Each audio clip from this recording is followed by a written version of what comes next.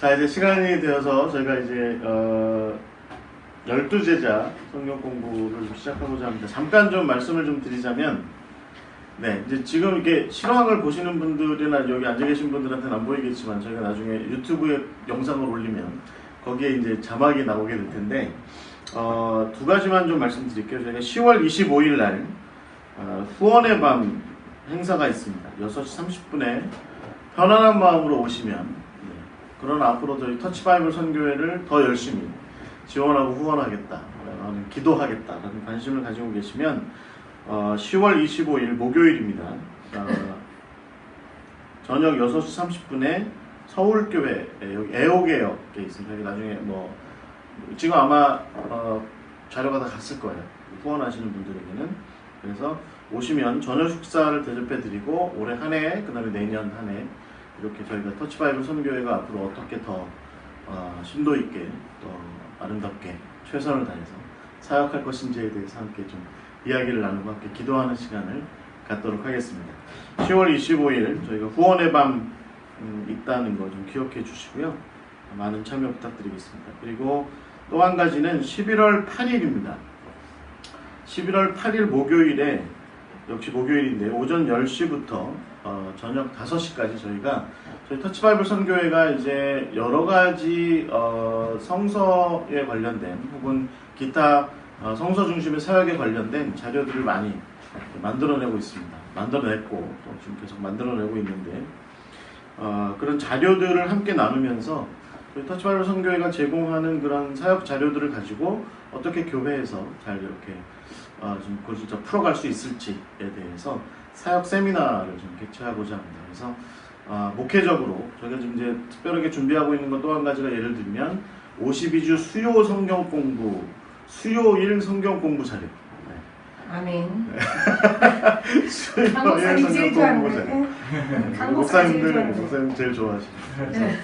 52주. 네, 52주짜리입니다. 52주짜리인데 아마 이번에 사역 세미나 때는 전반기 거 25주를 제공을 해드릴 거예요. 그래서 말하자면 창세기부터 주로 구약에서 성서 원어를 중심으로 해서 그 해설을 좀 해드리고, 그 다음에 그 자료를 드리는 거죠. 그 다음에 목회적으로 어떻게 이것을 신앙적으로 받아들일지에 대한 그런 다양한 소스들을 좀 제공해드리는 그런 자료를 나누는 시간도 있을 것 같습니다. 그 다음에 어린이 사역, 그 다음에 청년 사역, 저희가 아직 청소년 사역은 마련을 못했는데 좀 기도해 주세요. 저희가 청소년 사역에 관련된 자료를 좀 더 만들어낼 수 있도록, 그 다음에 청년 사역, 그 다음에 장년 사역, 노년 사역에 관련해서 저희가 말씀 사역들을 진행하고 있는데, 그런 자료들을 함께 나누고 어떻게 우리 교회들 가운데, 교회 공동체 가운데, 혹은 뭐 지금 저희 선교지, 해외 선교지에서도 이런 자료들을 어떻게 활용해서 적용할 수 있는지에 대한 그런 세미나를 좀 저희가 준비하고 있습니다. 그래서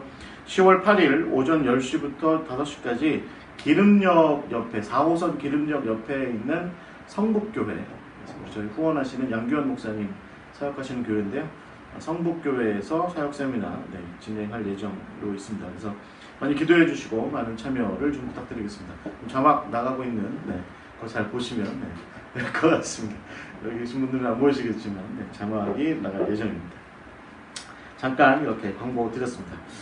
자, 오늘 이제 시몬 베드로에 대해서 함께 이야기 나누고자 합니다. 잠깐 기도하고 시작하겠습니다. 하나님 감사합니다. 오늘 또 우리에게 귀한 배움의 시간을 허락하심을 감사드립니다. 주께서 말씀을 통해서 당신의 제자들과 더불어 이 땅 가운데 하나님의 나라를 펼쳐가셨던 그 이야기들을 함께 나누고자 합니다. 그런 가운데 우리와 똑같은 성정을 가졌던 주의 제자들이 어떻게 주의 제자로 세움받고, 부름받고 세움받고, 또 그렇게 변화하고 성숙하고 성장하고 결국에 중국에 주의 제자로서의 그 사역을 죽기까지라도 그렇게 잘 감당하였는지 함께 배우고 나누고자 합니다. 주님, 이 시간이 그저 지식을 나누는 시간이 아니라 우리 스스로도 주의 제자로 합당하게 설 수 있는 귀한 깨달음과 교훈의 시간 될 수 있도록, 또 변화의 시간 될 수 있도록 인도하여 주시옵소서. 시작합니다. 마치는 시간까지 성령께서 주장하여 주시옵소서. 살아계시고 역사하시는 예수 그리스도의 이름으로 기도하옵나이다. 아멘. 네, 오늘 베드로입니다. 여러분, 제가 여러 사진들을 좀 찾아보니까요, 베드로는 저렇게 머리가 있더라고요. 바울은 다 벗겨졌더라고요, 진짜. 네, 바울은. 그래서 저는 그냥 다 비어 있어요. 네, 그 머리가 다 벗겨져 있어요. 그래가지고 네, 바울은 벗겨져 있고 베드로는 저렇게 머리가 있고. 그 다음에 여러분 베드로 하면 지금 잘 보이실지 모르겠는데 이제 열쇠를 한 꾸러미 이렇게 하나 큰 열쇠 하나를 들고 있죠. 천국의 열쇠를 이야기합니다. 베드로 하면 사실은 우리가 이제 반석이라고 하는 것을 생각하게 될 것 같아요. 여러분 이 반석 그러면 이 헬라어로는 페트라라고 얘기하고 또 히브리어로는 셀라라고 이렇게 이야기하는데 이제 성경에 자주 등장하는 말이죠. 사실은 이 반석이라고 하는 게 예수님께서 베드로를 보시고 네가 반석이야, 베드로야라고 이렇게 말씀하셨을 때 그것은 예수님이 그냥 그렇게 말씀하신 게 아니라 사실은 성경의 전통에 근거해서 그렇게 말씀하신 것이 아닌가라는 그런 생각을 갖게 됩니다.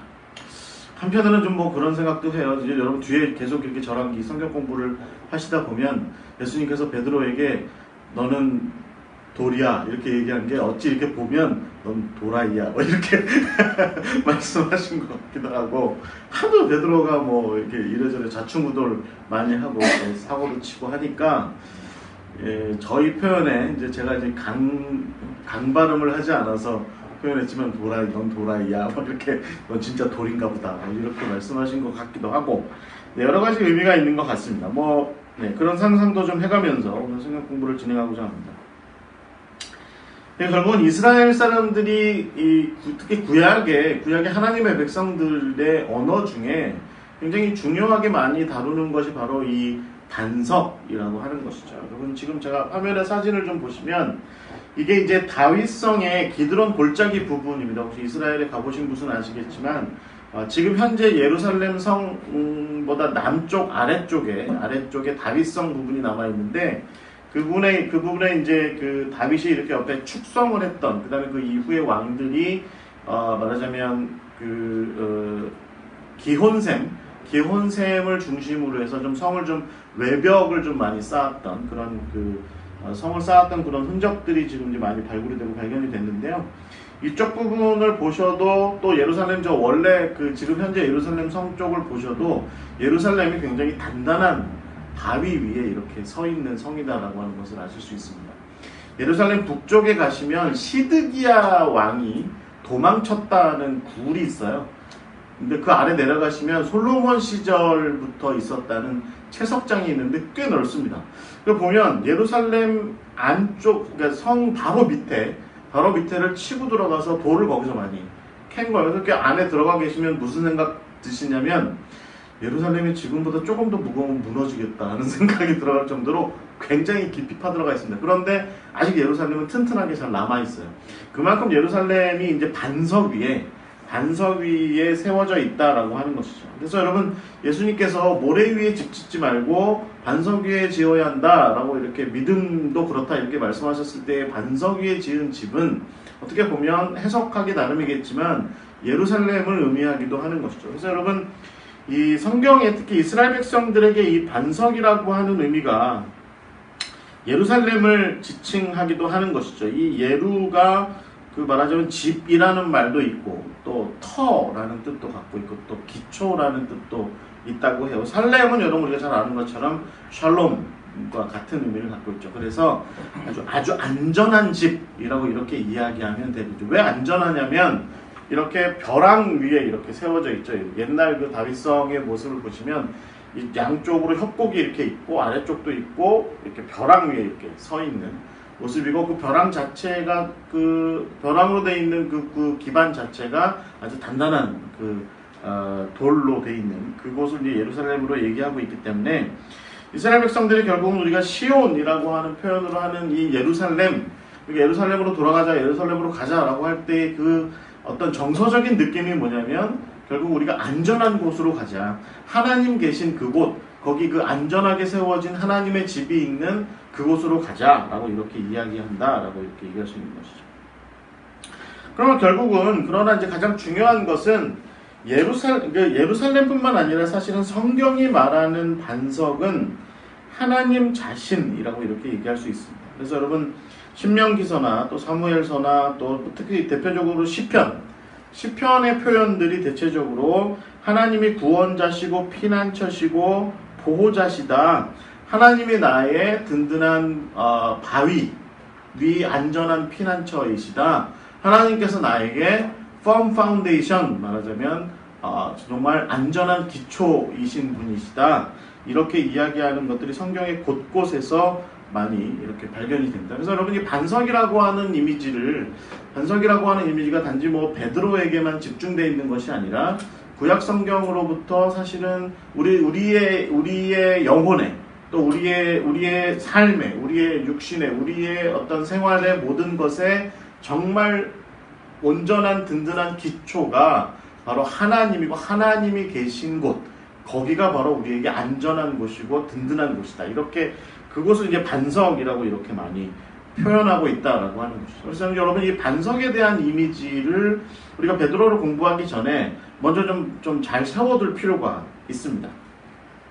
그래서 여러분 다윗 같은 경우가 그렇게 얘기하죠. 나중에 자기가 이제 왕이 되고 나서 사무엘하의 22장에 보시면 노래하죠. 다윗이 노래하는데 여호와는 나의 구원자시고 피난처시고 나의 보호자시고 나의 안전한 바위시고 나의 산성이시고 뭐 이런 식의 표현들을 쭉 써내려가는 것들이 바로 이것이 바로 이제 하나님만이 우리에게 구원에 우리의 인생에 우리 삶에 진정한 초석이 되신다. 이제 그분 위에 서 있으면 우리는 흔들리지 않고 안전할 수 있고 무너지지 않고 안전할 수 있다. 이제 이렇게 이야기할 수 있다는 것이죠.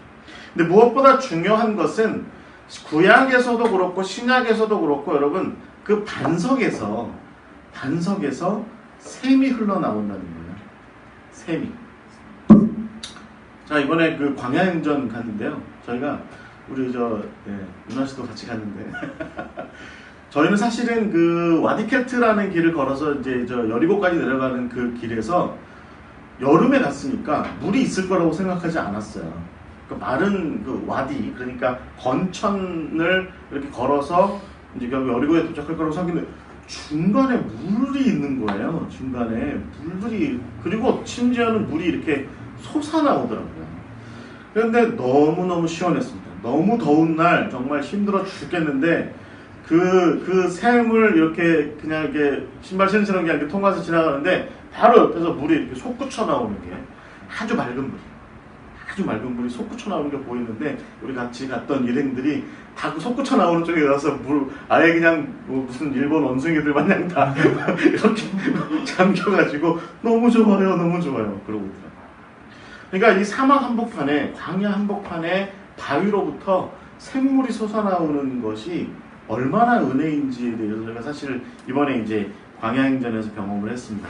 다음번 광야행전 때도 그런 은혜가 있을지 모르겠는데 거기 사시는 분들 얘기로는 자기도 처음이래요. 이렇게 물이 솟아나오는 걸 여름철에 본 건 처음인데 어찌됐든 굉장히 은혜가 됐었습니다. 그래서 여러분 반석이 우리가 일반적으로 이제 성경이 말하는 반석이라고 얘기할 때 조건이 하나 또 있어요. 그게 뭐냐면 바로 샘이 터져 나온다는 거죠. 그래서 여러분 하나님께서 정말 광야길을 걸어가던 이스라엘 백성들에게 2번에 걸쳐서 그 반석을 쳐라. 그러면 거기서 물이 솟아나올 것이다. 너희들이 먹을 만한 건 물이 나올 것이다. 이렇게 하셨던 그런 이야기들이 우리가 출애굽기나 또 민수기에 걸쳐서 기록되어 있는 것을 우리가 알 수 있죠. 예수님도 또 뭐라고 말씀하세요? 생수의 강이 흘러 넘칠 것이다. 또 여러분 에스겔도 본 환상이 뭐죠? 그 반석과도 같은 곳 위에 지어진 하나님의 새 성전, 그 성전이 저는 그거 읽을 때마다 이게 부실공사다 이렇게 생각하는데 이렇게 옆에서 물이 쫄쫄 새잖아요. 성전에서. 새서 결국은 그게 작은 실개천이었다가 결국은 사람이 능히 건너지 못할 큰 바다를 이루어서 그 물이 지나가는 곳마다 만물이 소성케 되는 역사가 일어나게 된다. 이게 이제 중요한 대목인데 여러분 이런 출발지에 다 이렇게 반석이 있다라고 하는 것이죠. 우리 오늘 성경 공부 함께 참여하시는 여러분에게 인생의 반석 되신 하나님 위에 굳건하게 서 계십니까? 우리가 그 위에 굳건하게 서야 할 줄 믿습니다. 자, 이번에 그 인도네시아 지진 나는 인공위성에서 찍은 거를 봤어요. 그런데 진짜 마을 하나가 통째로 흔들리더니 갑자기 땅으로부터 솟구쳐 올라온 물 때문에 이 진흙벌이 되고 마을 전체가 순식간에 이렇게 잠겨버리는 그 모습을 봤는데 정말 저기서 살아남기 힘들겠다 라는 생각을 가졌는데, 그 마을 전체가 이미 뭐 그냥 공동묘지가 됐다고 얘기하더라고요. 그런데 여러분, 우리가 반석 위에 서 있어야 할 줄 믿습니다. 반석 위에. 그래서 그 반석 위에 서 있게 될 때 우리가 인생 가운데 안전함과 결국은 참 구원의 은혜를 경험하게 된다. 하나님이 바로 우리에게 반석이시다라고 하는 신앙 고백이 늘 있어야 될 줄 믿습니다. 놀라운 것은 예수님께서 그 든든한 반석, 굳건한 반석이신 예수 그리스도 스스로를 반석이라고 말씀하지 않으시고, 예수님께서 베드로에게 네가 반석이야 라고 이렇게 말씀하셨다라고 하는 것이죠. 그럼 화면에 보시면 가이사랴 빌립보의 복원도가 있습니다. 가이사랴 빌립보를 가보신 분들은 아마도 이 부분,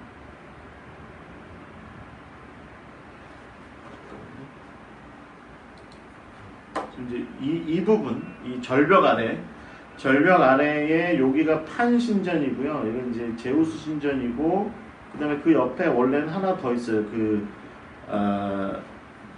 아우구스투스 신전. 세 개가 있는데 이 세 개가 있는 곳, 이곳에 보통 우리가 이제 가이사랴 빌립보를 방문하면 여기 갑니다.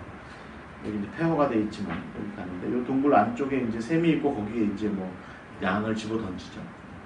그래서 이번에 풍요로움이 있느냐. 요 아래쪽에 보면 이제 헐몬의 샘물이라고 해서, 헐몬의 샘이라고 해서 이렇게 요단강이 발원하는 곳이 바로 요쯤에서 이렇게 샘물이 흘러나옵니다. 아마도 요 시설이 아마 그 물을 흘려나가는 곳인 것 같고요. 이 가이사랴 빌립보입니다. 이 신전들이 있는, 이 말하자면 도시로서는 이제 그리스식으로 얘기하면 아크로폴리스 같은 그런 곳에 예수님께서 이제 가시죠. 그래서 거기서 이제 이 요단강이 발원하는 곳, 그 다음에 황제신과 제우스신과 그리고 판신전이 있는 그곳에 가서 예수님께서 그 세상 사람들은 다 결국은 이들이 이 세상을 움직이는 중심이고 이들이 우리 인생의 중요한 기반이야 라고 생각하는 거기에서 예수님께서 제자들한테 물으신 거죠. 뭐라고 물으세요? 너희들은 나를 누구라고 하는가? 뭐 몇몇 제자들이 엘리야라고 합니다. 또 세례 요한이 살아왔다고 얘기합니다. 이렇게 얘기했는데 베드로가 두 손 딱 들고 제가 대답하겠습니다 라고 얘기하고 큰 소리로 뭐라고 했다고요? 주는 그리스도시요 살아계신 하나님의 아들이십니다. 이렇게 고백하죠. 예수님께서 입이 이만큼 찢어지셔서 기분이 좋으신 거죠. 기분이 좋았습니다. 그래서 그래, 네가 정말 훌륭하다. 네가 베드로야. 네가 반석이고 너의 그 반석 위에다가 내가 교회를 세울 거야 라고 이렇게 말씀하시고 칭찬하신 그곳입니다. 이 사건, 물론 뭐 이전에도 사실은 예수님께서 요한복음이나 마가복음에 나중에 제가 말씀드리겠지만 그런 표현에서도 예수님께서 베드로를 이제 베드로라고, 시몬을 베드로라고 부르시는 일들이 이미 있어요. 이미 있는데 여기서 말하자면 거의 확정적으로 이렇게 말씀하시는 것이죠. 근데 놀라운 것은요, 화면에 지금 제가 이렇게 보시는 것처럼 이게 결국 예수님께서 바로 철회하세요. 바로 철회하세요. 너는 반석이야 이렇게 말씀하셨는데, 그리고 나서 사실은 여러분 이게 마태복음 16장이 중요한 분기점이거든요. 그러니까 그 전까지는 예수님이 당신이 하나님의 아들이고 그리스도고 메시아시고 또 십자가에 달려 죽을 거다라고 하는 그런 사역에 대한 것들을 약간 좀 비밀스럽게 두셨는데, 이후에 그런 것들을 이제 공공연하게 드러내셨고 제자들한테도 이제 그런 모습들을 많이 드러내셨는데, 그 얘기 하시죠. 이제 내가 이제 앞으로 십자가의 길을 가게 될 거다. 고난당하고 십자가의 길을 가게 될 거다. 잡혀 죽을 거야. 이렇게 얘기하니까 베드로가 주님 그런 일은 절대로 없을 겁니다. 제가 살아있는 한 절대로 주께서 그런 일을 당할 일은 없을 것입니다. 예수님께서 뒤로 돌아보시고 바로 말씀하신 것이죠.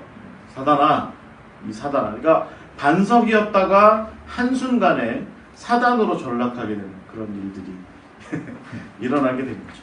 그래서 여러분, 자, 이제 주석을 보니까요. 그 WBC 베드로 전서 쓰신 그 램지 마이클스라고 하는 분이 이 부분에 대해서 이렇게 표현했다고 해서 이게 좀 재밌어서 제가 좀 따왔습니다. 예수님께서는 너는 반석이다 이렇게 말씀하셨는데 결국에는 그 말은 네가 반석이야? 네가 반석이야 그러고도? 라고 이렇게 반어적으로 이렇게 말씀하신 것이 되어버리고 말았다. 이렇게 이야기하게 되는 것이죠. 그러면 그러니까 결국은 우리는 사실은 베드로의 행적을 계속해서 지켜보면 베드로를 가만히 지켜보면 우리도 역시 질문하게 돼요. 우리도 뭐라고 질문하게 되냐면 당신이 반석이라고? 당신이 반석이라고? 당신 같은 사람이? 라고 이야기할 수밖에 없는 그런 행태들이 사실은 베드로에게 계속 나타나고 있다라는 거죠. 한 가지 좀 곁다리 얘기를 하자면 베드로는 여러분 지금 화면에 보시는 게 이제 베드로의 모습이에요. 어부의 얼굴입니다. 그는 어쨌든 베드로다라는 것이죠. 이 반석으로서의 의미, 반석으로서의 이 베드로의 의미가 사실은 좀 갈리는 부분이 있습니다. 로마 가톨릭은 베드로 자체가 반석이다 이렇게 얘기하죠. 왜 그렇겠습니까? 그들은 베드로 이후에 교황을 베드로로부터 이렇게 세워갔으니까. 그러니까 베드로 자체가 반석이다. 그래서 예수님께서 내가 너를 통해서 교회를 세워나갈 거다 이렇게 말씀하셨던 그 부분이 로마의 교황이 베드로로부터 시작되는 그것을 말하는 것이다 이제 이렇게 얘기하는 거죠. 안드레를 오히려 더 이렇게 존숭하는 안드레를 오히려 더 존숭하는 이 콘스탄티노플 쪽에 그리스 정교, 동방 정교 쪽 사람들은 그거 받아들일 수가 없죠. 그래서 이 동방 정교회나 혹은 개신교는 사실은 이렇게 얘기합니다. 예수님께서 그렇게 말씀하신 것은 베드로 자체가 반석이라고 말씀하신 게 아니라 베드로가 고백한 그 고백이 반석이다. 그 고백, 그 믿음 있는 정말 강한 믿음 아래 행했던 그 고백 위에다가 그 교회를 이렇게 세워가는 것이다. 이제 이렇게 보는 것이죠. 어찌됐든 중요한 것은 우리는 우리가 가톨릭이냐, 동방종교이냐, 혹은 개신교 이거 지금 오늘 우리가 이 얘기를 하려고 하는 것이 아니라 사실은 베드로는 끊임없이 흔들려서 의심받는 그런 지도자의 모습을 하고 있는 게 사실은 사실이다라는 것이죠. 그래서 우리가 시몬이라고 보통 안 하죠, 그죠? 시몬이라고 얘기 안 합니다. 바요나 이렇게 바돌로메 얘기하듯이 바요나 그렇게 얘기 안 합니다. 우리는 그냥 베드로라고 이야기합니다. 왜 그럴까요? 왜 우리가 기독교 전통에서 종파를 다 떠나서 베드로에게는 그냥 예수님께서 그에게 부여하셨던 그 반석 이미지로서의 그 베드로를 왜 계속 이야기하고 있을까요? 우리가 이제 오늘 그 이야기를 좀 함께 나눠보고자 합니다. 베드로한테는 이제 이름이 몇 가지가 있어요. 시몬 요한나라는 뜻이 있고요. 그래서 이것은 주님의 아름다움이라는 그런 뜻입니다. 이제 바요나 시몬, 요나의 아들 시몬이라는 뜻이죠. 요나가 이제 비둘기라는 뜻이에요. 그래서 제가 봤던 어떤 자료에서는 이 요나의 의미도 베드로한테는 중요하다. 비둘기처럼 순전한 모습, 그것이 베드로에게 있었다. 근데 사실은 저는 그 글을 읽으면서는 무슨 생각을 했냐면, 베드로가 뭐가 순전해? 베드로가 뭐가 그렇게 순전해? 별로 동의할 수 없음 이렇게 생각을 좀 했습니다. 가톨릭 입장에서는 교황 무호소를 계속 지켜야 되는 가톨릭 입장에서는 베드로가 존경받아야죠. 어쨌든 이제 세 번째 이름이 뭐냐면 시몬 베드로입니다. 시몬 베드로, 게바라고도 얘기하는 부분이죠. 이게 이제 게바는 여러분 잘 아시는 것처럼 아람어식의 이름입니다. 예수님께서 갈릴리 사람들하고 많이 썼던 생활 언어가 이제 이 아람어였는데 수리아 쪽 언어였는데 그래서 이제 게바가 바로 이 반석, 돌 이런 의미죠. 베드로는 아무래도 그러니까 결국에는 이제 그리스식 표현이라고 볼 수 있을 것 같아요. 그래서 피터, 페트로스 이거는 페트라라고 같은 말이고 그래서 이것은 반석, 돌 이런 의미를 갖고 있습니다. 그러면 이제 계속 저랑 성경 공부하시다 보면 결국은 베드로 이 도라이 아니야? 이런 생각을 갖게 될 만큼 그런 행동들이 좀 있습니다. 그래서 저는 그런 생각해요. 예수님께서 이중적 의미, 중의적 의미를 쓰셨다. 네가 교회의 반석이긴 한데 야, 너같이 도라이한테 내가 이 교회 반석을 맡긴다는 게 참 너 나 어떻게 하면 좋냐? 뭐 이런 생각도 좀. 가톨릭에서 잡으러 와요. 가톨릭에서 잡으러 와요? 뭐라고 하세요? 4층까지 못 올라올 것 같아요. 자, 그렇습니다. 그래서 이 베드로, 그러면 여러분 이제 베드로를 처음 만났던 곳은 아무래도 이제 요한복음이 좀 다르고요. 요한복음이 좀 다르고, 하지만 뭐 배경 자체는 갈릴리 바다, 갈릴리 호수는 뭐 다 똑같습니다. 그런데 어찌됐든 그 자리에서 예수님께서 요한복음에 보면 안드레의 소개로 베드로를 처음 만나신 자리에서 예수님께서 거기서 바로 예수님께서 베드로를 개발하여라, 너를 개발하고 부르겠다, 이렇게 말씀하신, 너 이제부터 넌 돌이야, 너 이제부터 반석이야, 이렇게 말씀하신 거죠. 마가복음에 이제 이 이야기가 등장하죠. 여러분, 마가복음이 중요하죠. 다른 공관복음서에 비해서 앞서서 기록된 책이다라고 생각해 볼 때 마가복음의 3장에 보시면 예수님께서 베드로에게, 시몬에게 베드로라는 이름을 하나 더 해주셨다고 이제 이렇게 마가도 이야기합니다. 그러니까 이게 베드로라는 이름은 나중에 이렇게 붙여진 그런 거라고 보시면 될 것 같아요. 저는 여전히 그래서 안드레는 뭘까? 옆에서 같이 예수님을 같이 붙여준 거 아닌가? 뭐 이런 생각이 좀 들기도 하고, 네, 그렇습니다. 그래서 이제 그 예수님께서 붙여주신 이름이라는 것이죠. 그래서 우리가 기억하셔야 될 것이 바로 예수님께서 붙여주신 이름이 바로 이 베드로고, 이 베드로라는 이름은 결국은 이 반석이라고 하는 의미를 갖고 있는 한에 성경에 그 우리가 반석이라고 하는 전통과 밀접하게 관계되어 있다, 이제 이렇게 보시면 될 것 같습니다. 근데 사실은 이 베드로라고 하는 사람은 다시 정리해드리지만 우리가 알고 있는 그런 반석과도 같은 흔들림 없는 그런 사람의 인간형이라고 보기에는 좀 어려운 모습이 있어요. 그래서 갈릴리에서 부름받았고 제자로서 세움받았지만 공관복음서가 대체적으로 이 베드로가 예수님께로부터 부름받아서 사람 낳는 어부가 되는 그런 일들이 일어나게 되지만, 그러나 베드로가 여전히 정말 반석으로서의 그 의미를 가지고 잘 지냈을까, 제대로 살아온 걸까라는 의구심을 갖게 됩니다. 어찌됐든 그러나 베드로는 기독교 역사에서 또 성경의 전통에서, 여러분 성경이 그냥 쓰여진 것이 아니라고 본다면 마태나 마가나 누가복음, 요한복음, 사도행전까지 모두가 다 베드로를 1순위에다가 맨 앞에다가 베드로의 이름을 두고 있습니다. 여러분 이 그림에 보시면 예수님께서 발을 씻기고 계신 장면인데요. 이제 말하자면 요한복음에 나오는 마지막 그 6월절 식사 때 발을 씻기신 장면이죠. 베드로가 누군지 금방 아시겠죠? 맨 앞에 있는, 지금 한참 머리를 이렇게 하고 있는, 왜 이러고 있죠? 민망해서. 어찌 선생께서 저의 발을 씻기십니까? 이제 이런 태도를 취하고 있는 것이죠. 네. 나머지 사람들은 전부 무표정. 저는 이 비잔틴 쪽 그림 볼 때마다 참 재밌어요. 보고 있으면. 보고 있어요. 어쨌든 숫자는 다 12명으로 잘 이렇게 채워놨습니다.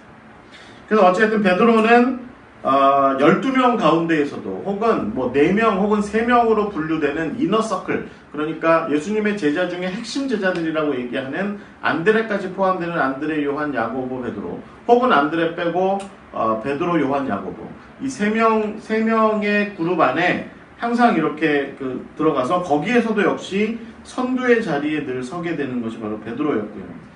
이 베드로가 가만히 성경을, 특히 이 공관복음서를 잘 읽어 내려가다 보면 늘 예수님 옆에 있습니다. 늘 예수님 옆에 있고, 그리고 예수님과 늘 동행했고, 예수님께서 어떤 말씀을 하실 때 아주 빠르게 어떤 반응하거나 대답하거나 하는 그런 행동들이 베드로에게 많이 나타납니다. 뭐 예를 들면 그 마가복음에 보시면 예수님께서 베드로를 부르시고 나서, 그리고서 베드로 장모한테 가서 장모를 고쳐주시죠. 베드로가 가만히 보니까 이게 예수님께서 여러 병자, 장모를 고쳐줄 뻔한 여러 병자들 고치니까 사방팔방에서 베드로가 스스로 나서서 병자들을 많이 불러 모아요. 네, 그런 모양입니다.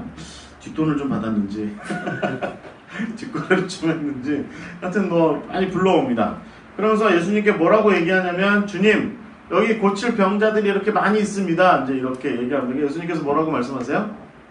내가 다른 동네에도 가야 될 것 같아. 그러니까 이 베드로의 예약 시스템이 한꺼번에 무너진 거죠. 말하자면 네. 자기가 이렇게 쭉 줄 세워놨는데 줄을 서시오 해가지고 당신은 예수님께 고침받기 위해서 뭘 갖고 왔어? 뭐 이런 거 따졌는지 어쨌는지 잘 모르겠는데 하여튼 그렇게 해놨는데 지금 자기가 지금 다 어레인지 해가지고 줄 세워놨는데 예수님께서 지금 다른 동네로 가겠다. 아마 제 생각에는 예수님께서 베드로가 세워놓은 줄을 쳐다보시고 살짝 미소를 지으셨을 것 같아요.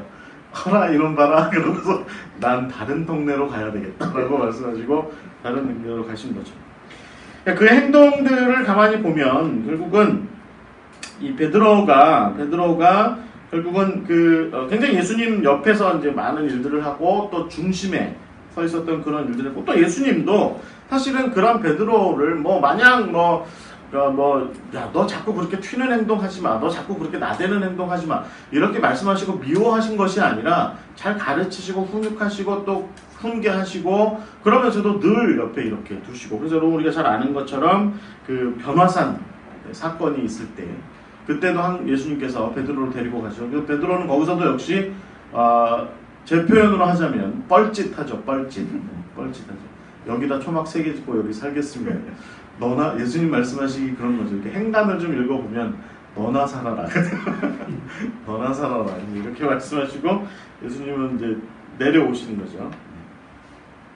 이런 모습이 있어요. 그러니까 베드로가 여러분 그러니까 뭔가 나름대로 이제 수제자로서 그리고 이제 제자 중에 으뜸으로서 늘 예수님이 하시는 거, 예수님이 행하시는 거, 예수님께서 이루시는 것들, 예수님께서 사역하시는 것들에 대해서 뭔가 좀 발을 맞추고 뭔가 좀 우리 표현을 하자면 좀 핀트를 좀 맞추어서 핀을 좀 맞추어서 좀 내가 좀 잘 따라야 되겠다. 늘 그런 욕심과 열정이 있는데 보면은 항상 이렇게 좀 틀어지는 잘 맞지 않는 그런 모습들이 늘 이렇게 베드로에게 있는 것이죠. 그런 베드로의 모습이 사실은 이제 여러 곳에서 발견이 됩니다. 지금 뭐 베드로의 얘기가 사실은 공관복음서나 요한복음에서 굉장히 많이 등장. 요한복음은 조금 덜 등장하죠. 그런데 이 공관복음서에서 많이 등장해서 뭐 다 얘기하긴 그렇고요. 제가 이제 주요한 사건들 우리가 좀 베드로 하면 좀 주의 깊게 봐야 될 사건들 몇 가지를 좀 우리가 좀 살펴보고자 합니다. 먼저 첫 번째는 누가복음의 이야기예요. 여러분 누가복음 한번 성경을 한번 찾아보실까요? 누가복음 5장 5장 예수님께서 이제 사역을 시작하시면서 호숫가 그러니까 갈릴리에 가셔서 배를 하나 빌리셔가지고 그 배 위에 올라타서 육지에 있는 좀 약간 떨어뜨려 놓은 다음에 육지에 있는 사람들한테 하나님 말씀을 전하셨는데 그 배가 말하자면 그게 이제 시몬의 배였던 거죠. 베드로의 배였던 거죠. 3절에 보시면 그렇게 나와 있고 그리고 나서 이제 가르치고 나서 시몬에게 뭐라고 말씀하시냐면 아주 의미 있는 말씀을 하시는 거죠. 깊은 곳에 가서 그물을 내려 고기를 잡아라. 이렇게 말씀하신 거죠. 그리고 나서 심히 많은 물고기를 잡게 되었다. 그리고 나서 여러분 8절에 보시면 베드로가 이를 보고 이렇게 얘기합니다. 예수의 무릎 아래에 엎드려서 이르되 주여 나를 떠나소서 이렇게 이야기합니다.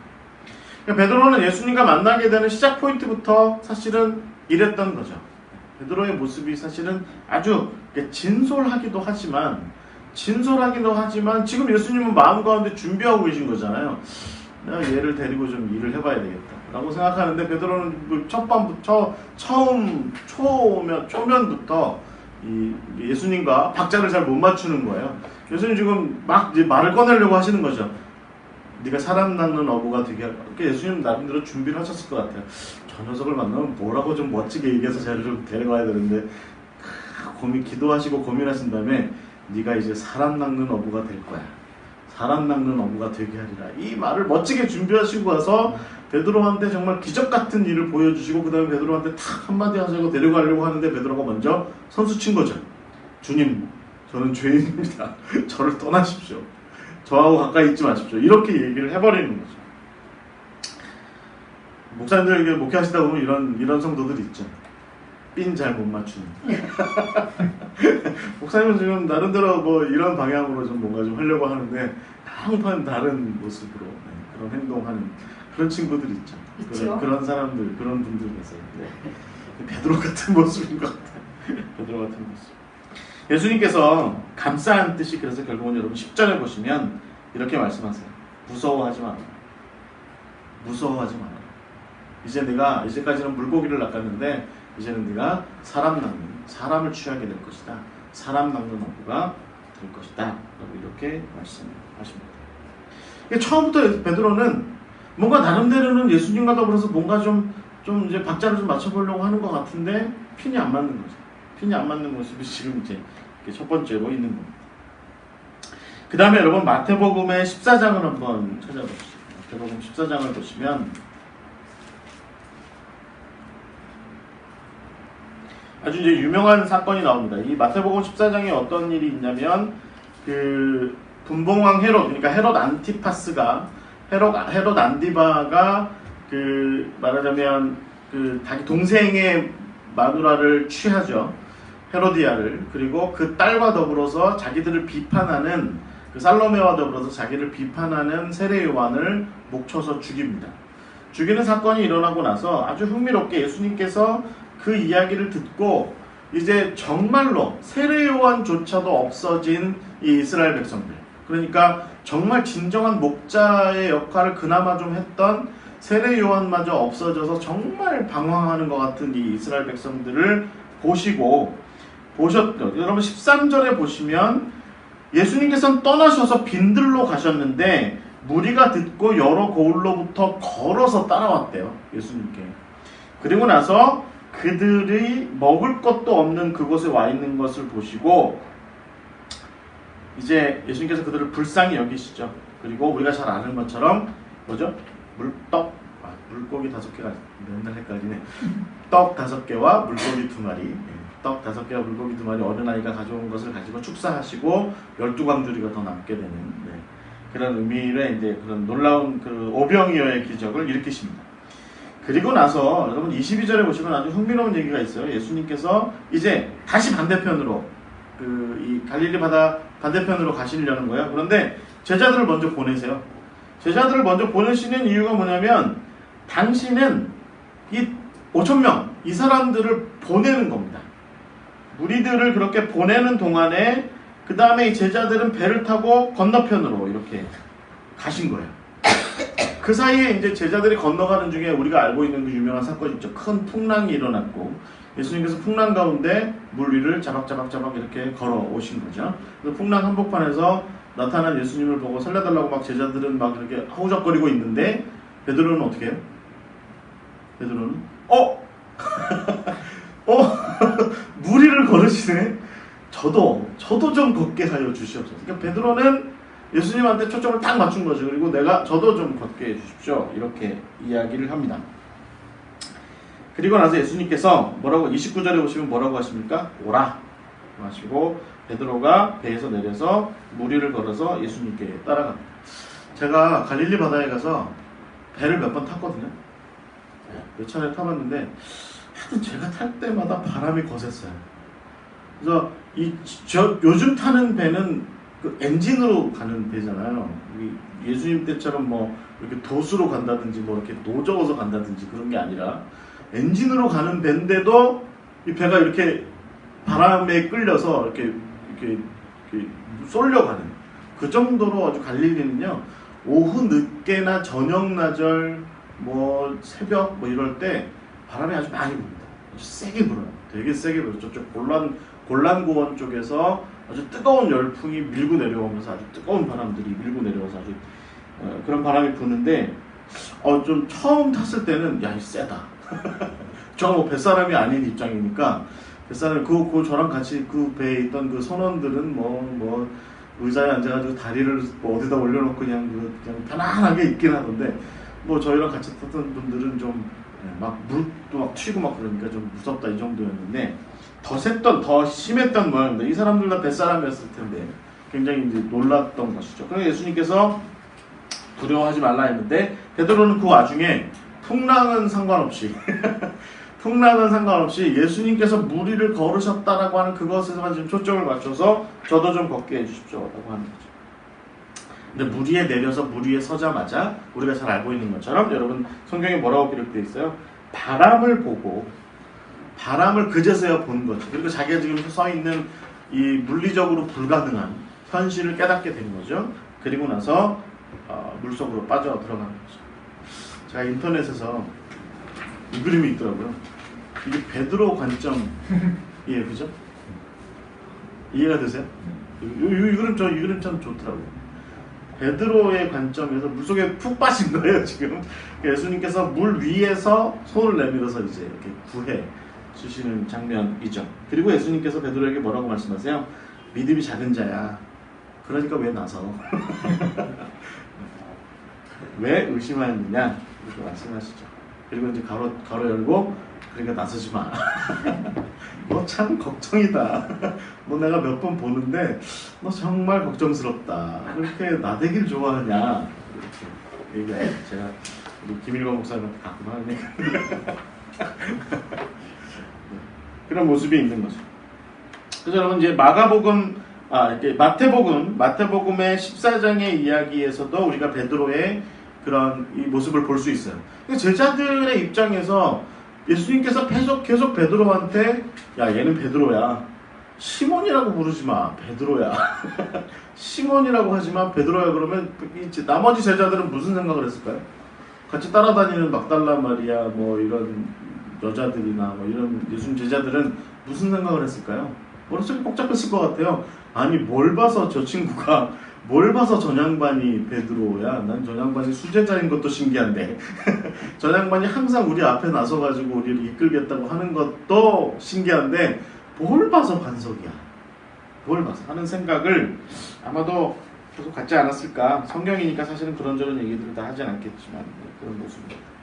그 다음에 여러분 마태복음 16장의 이야기가 사실은 이제 우리가 이제 또 하나 더 볼 수 있는 모습이죠. 제가 앞부분에 말씀을 드렸으니까 더 이제 길게 이야기하진 않겠지만 저는 이 부분에 대해서 가끔 설교할 때 제가 혹시 이 본문을 가지고 설교하게 되면 저는 제가 그 최초에 보여드렸던 그 가이사라 빌립보의 모습을 좀 보여드려요. 그러니까 이게 어디 뭐 지금 이 그림은 사실은 역사적 고증을 하지 않은 그림이죠. 어디 무슨 숲 속에서 이렇게 하신 것처럼 돼 있지만 사실은 우리로 치면 강남역 사거리 뭐 그쯤에서 아니면 광화문 한복판에서 한 거예요. 여러분 한번 상상해 보세요. 갈릴리에서 거기까지 가려면 제가 보기에는 한 1박 2일 최소한 그 정도는 걸어가야 됩니다. 산을 넘어야 돼요. 이렇게 산을 넘어서 가야 됩니다. 그렇게 가는 길이 그렇게 쉽지 않았을 겁니다. 그 샌들 신고 말이죠. 13명의 예수님도 나이가 30살쯤? 네. 뭐 이 제자들 나이가 다 비슷비슷했고 뭐 저 요한이 아마 10대 후반 뭐 이랬을 테고 뭐 베드로는 뭐 조금 더 나이 먹었을 거라고 치고 그래서 한 40대에서 10대 후반 사이에 일단의 남자들 13명이 여러분 유대인들 머리 혹시 아세요? 먼지구덩이 속을 한번 이렇게 지나가고 나면 머리가 하얘집니다. 그 사람 머리가 이렇게 꼬슬꼬슬해가지고 먼지를 잘 먹어요. 그렇게 먼지 속을 걸어서 가이사라 빌립보에 도착해서 이 가이사라 빌립보의 그 제가 아까 말씀드린 판신과 아우구스투스 신전과 그리고 제우스 신전이 있는 그 바로 앞에 그러니까 말하자면 도시로서는 가장 위쪽이고 그리고 굉장히 중요한 중심 역할을 하는 그곳에서 13명의 이 시골뜨기 청년 13명이 둘러앉아서 자기들끼리 대화하는 거죠. 그 중에 한 청년이 일어나서 이렇게 얘기하는 거죠. 너희들은 나를 누구라 하느냐. 제가 거기 제자였으면 좀 창피했을 것 같아요. 이 시골에서 올라왔잖아요. 여기 도시 한복판에 서가지고 상경한 거죠. 그 중에 한 분이 일어나가지고 나를 누구라고 얘기를 해달라고 하니까 빨리 대답하고 넘어가려고 하는 거죠. 그래서 엘리야라고 해드릴까요? 세례 요한이라고 해드릴까요? 근데 그 와중에 베드로가 벌떡 일어나서 큰 소리로 얘기한 겁니다. 그 주변 사람들 다 들으라고.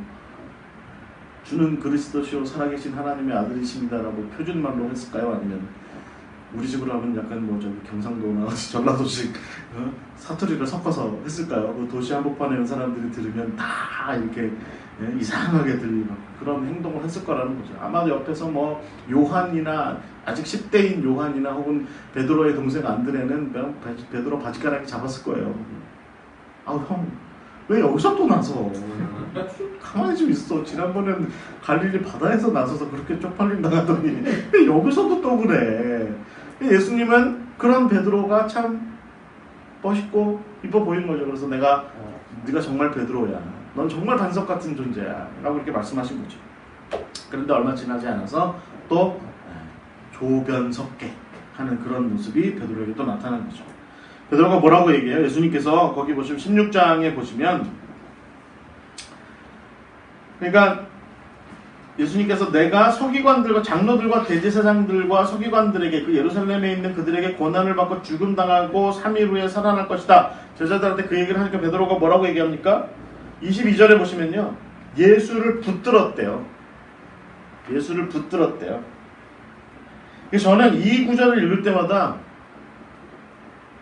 베드로가 이제 성질이 좀 있잖아요. 그러니까 아마 예수님 멱살을 잡았을 수도 있겠다 싶어요. 멱살을 딱 잡고서 누가 그래요? 누가 그런 일이 있대요? 라고 이렇게 얘기했을지도 몰라요. 그러니까 아마 예수님이 뭐 이렇게 사탄아 내 뒤로 물러가라 이렇게 말씀하시기 전에 이거 놓고 얘기해. 뭐 이런 말씀을 하셨을지도 모르죠. 베드로가 뭐라고 얘기합니까? 주여 그리 마옵소서 이 일이 결코 주께 미치지 아니할 것입니다. 누가 그래요? 제가 있는데 제가 있는 안에는 그런 일은 절대로 일어나지 않습니다. 이렇게 지금 얘기한 거죠. 예수님께서 사단아 내 뒤로 물러나라 말씀하셔서 반석이 하루아침에 사단으로 바뀌게 된 거죠. 이쯤 됐을 때는 우리가 이제 예수님의 마음을 좀 이해할 수 있어요. 그죠? 어떠셨을 것 같아요? 제가 지금 세 가지 사건을 말씀드렸는데 처음 베드로가 주여 저는 죄인입니다라고 얘기했을 때는 예수님이 아 이 자식이 내가 지금 멋있는 말 준비해놨는데 지가 먼저 얘기하네 이렇게 말씀하셨을 때고 무리를 걷겠다고 했을 때는 또 그때도 또 귀엽고 해서 야 그래 그럼 한번 걸어봐 그래서 이제 손을 잡고 걸었는데 또 빠져가지고 살려달라고 하니까 또 살려주시고 세 번째 이런 일이 일어났을 때는 이쯤에서는 야 이씨 고만 좀 해 이 사탄 라고 예수님께서 아마 화를 내셨을 거다라는 거죠.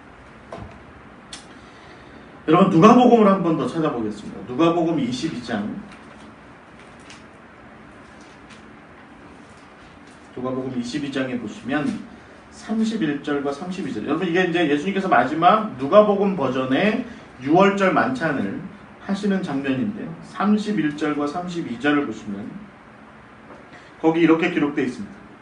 두 번 말씀하세요. 시몬아 시몬아 보라 사탄이 너희를 밀가부르듯 하려고 요구하였으나 그러나 내가 너를 위하여 내 믿음이 떨어지지 않기를 기도하였노니 너는 돌이킨 후에 내 형제를 굳게 하라. 예수님이 이제 예측하고 계신 거죠.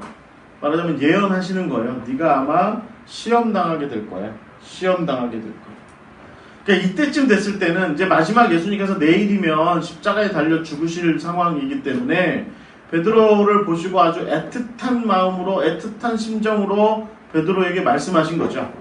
시몬아, 야, 너 조금 있으면 분명히 또 조변석계 하는 그게 또 일어나가지고 너 또 금방 또 마음 바꿔가지고 나 모른다고 할 건데 그런 일이 있더라도 변개하지 말고 또 회개하고 돌이켜서 네가 원래 해야 되는 일들을 다시 좀 잘했으면 좋겠어 라고 이렇게 말씀하시죠.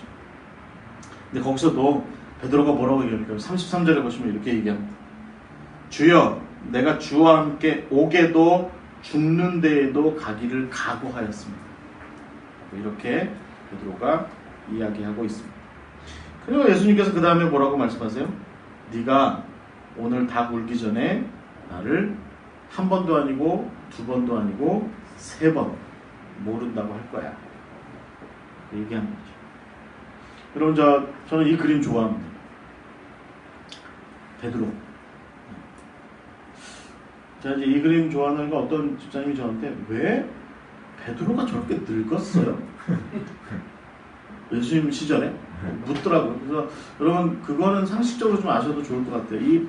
그러니까 예수님과 제자들을 그릴 때 김일권 목사님이 지난번에 한번 이거 얘기하시더라고요. 이런 그림을 볼 때 그들이 순교한 나이, 그러니까 예수님으로서는 돌아가시고 부활하시고 승천하신 나이, 거기에 맞춰져 있다는 거예요. 거기. 베드로는 지금 어때요? 그러니까 60대 이상 돼 보이죠? 늙은 베드로죠. 왜 그렇게 했습니까? 그 사람이 65년 경에, 그러니까 나이로 쳐서 한 60에서 70대 그 어중간 사이쯤 됐을 때 순교한 거죠. 그래서 그 모습의 베드로, 그 모습의 베드로.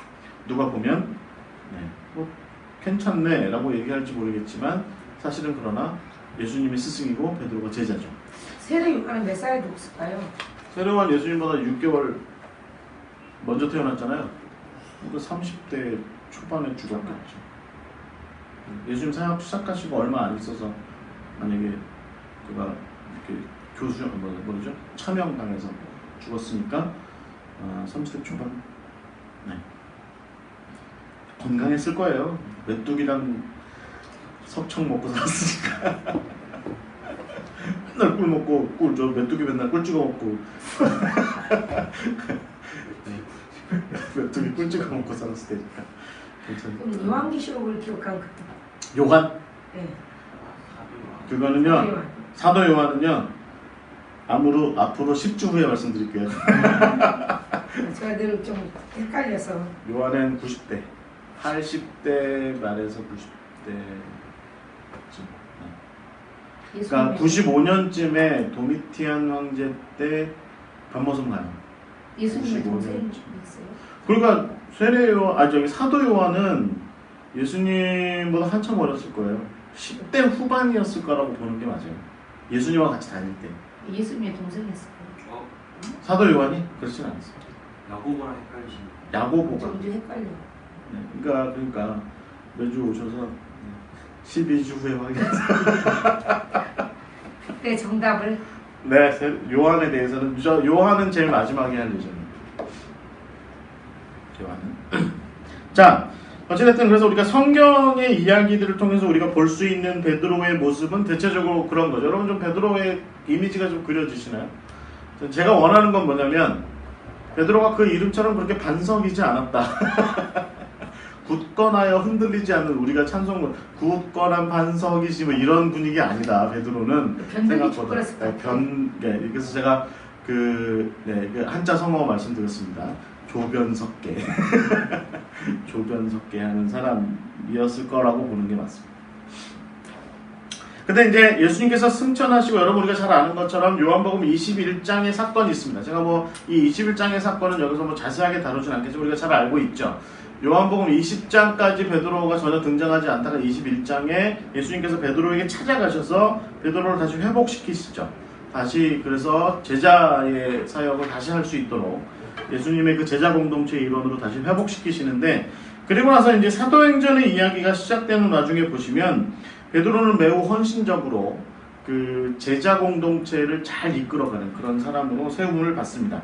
여러분 사도행전 2장 14절에 보시면 이 사람이 아주 그 책임 있는 자세를 잘 보여줍니다. 2장 14절에 보시면 그 초대교회 사람들이 성령을 받죠. 한 곳에 모여서 이게 다락방인지 어딘지는 잘 모를 것 같아요. 그런데 그러니까 마가 다락방인지 어딘지 하여튼 마가 다락방이라고 상정을 해놓고 그들이 기도했을 때 성령을 받고 예루살렘 사람들이 다 이들이 세술에 취했다 이렇게 얘기했을 때 베드로가 14절에서 뭐라고 얘기합니까? 11사도와 함께 서서 소리를 높여서 예루살렘에 있는 모든 사람들한테 말하자면 성경으로 치면 첫 설교를 하는 겁니다. 이 첫 번째 예수 이후에 벌어진 최초의 케르그마죠. 그러니까 말씀 선포. 예수 그리스도에 대한 선포를 세상에 최초로 한 사람이 사실은 이 베드로이죠. 이 첫 설교를 멋지게 하고 그리고 나서 성전 미문 앞에 가서 안진뱅이 이렇게 세우죠. 근데 너무 은혜스럽지 않으세요? 은과 금이 없지만 내가 내가 나사렛 예수 이름으로 네가 정말로 필요한 거 해줄게. 일어나서 걸어라. 아주 놀라운 일을 한 사람이 베드로입니다.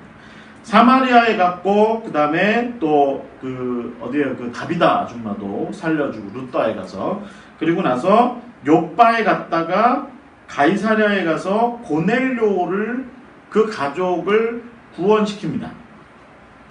그러니까 이 베드로는 사도행전적으로 볼 때 결국은 유대인들만 상대한 게 아니라 요빠에서 환상을 경험한 이후에 우리가 잘 알고 있는 것처럼 이방인들을 향해서도 스스럼없이 주저없이 그렇게 나아갔던 그 사람. 그래서 자기에게 하나님께서 사명으로 주시는 한 해는 그것은 정말 무조건 담대하게 신실하게 실현하고 그러는 와중에 여러분 아나니아와 삽비라 사건 같은 경우도 우리가 잘 알 수 있는 것처럼 이 초대교회의 질서를 세우고 지키고 유지하고 하는 그런 일들. 그러니까 사울이 박해를 일으켜서 예루살렘 교회가 흩어지기 직전 정도 어느 정도까지는 이 베드로는 굉장히 이 초대교회 최초의 중심을 잡아가는 일에서는 정말 책임감 있게 중심의 역할을 잘했던 사람이 바로 이 베드로였습니다. 그는 정말로 예수님께서 그에게 위탁하신 그러니까 요한복음 21장에서 예수님께서 위탁하신 그 양들에 대한 책무를 굉장히 성실하게 잘 수행했던 사람이 바로 이 베드로라고 이렇게 볼 수 있을 것 같아요.